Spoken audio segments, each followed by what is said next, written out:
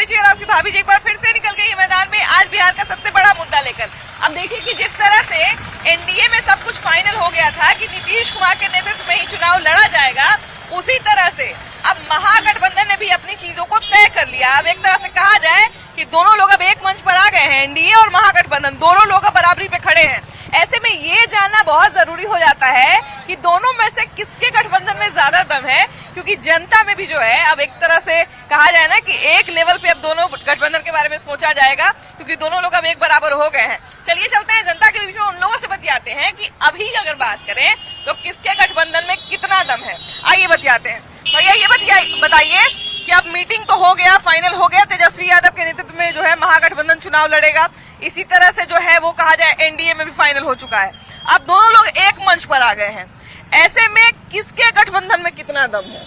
देखिए, जो कल के बैठक में ये फाइनल हुआ है कि तेजस्वी प्रसाद यादव जी को ये नेतृत्व एक तरीके से सौंप दिया गया है कि वो जो है वो निर्णय लेंगे। क्या एक कॉमन एजेंडा बनेगा, वो क्या होना चाहिए।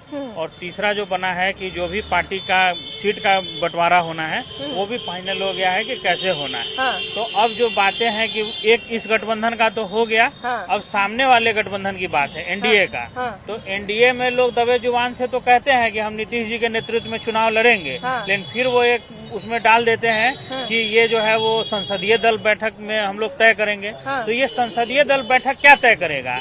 25 वर्ष का उनका शासन बिहार देख चुका है। अब जो है वो जब ये 15 वर्ष एक डीजल गाड़ी का भी जो परमिट होता है वो फेल हो जाता है। तो एक लंबा समय है, 20 वर्षों का जो उन्होंने शासन किया है बिहार पे, तो जिसमें कोई नई नीति नहीं है, कोई नया नियम नहीं है, नया कुछ भी उनके युवाओं के लिए उनका कोई भी कार्य नहीं हो रहा है।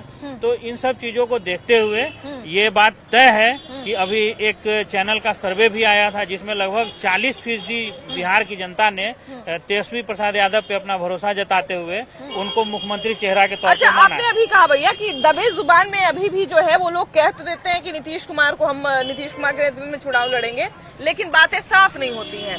तो उसी तरह से कहा जाए कि एक तरफ से इधर भी तो वही चीज है। कृष्णा अल्लावरू से जब पूछा गया कि मुख्यमंत्री का चेहरा कौन होगे, तो उस पर भी उन्होंने गोल गोल जवाब दिया। तो एक तरफ से कहा जाए कि दोनों गठबंधन तो अभी एक ही स्टेज पे आ गए हैं। देखिए, कृष्णा अल्लावरू जो अभी आए हैं वो बिहार के प्रभारी बन के आए हैं। कांग्रेस में जो नीतिगत फैसले होते हैं वो सोनिया गांधी जी और राहुल गांधी जी लेते हैं, ठीक है, और मल्लिकार्जुन खड़गे राष्ट्रीय अध्यक्ष हैं वो लेते हैं।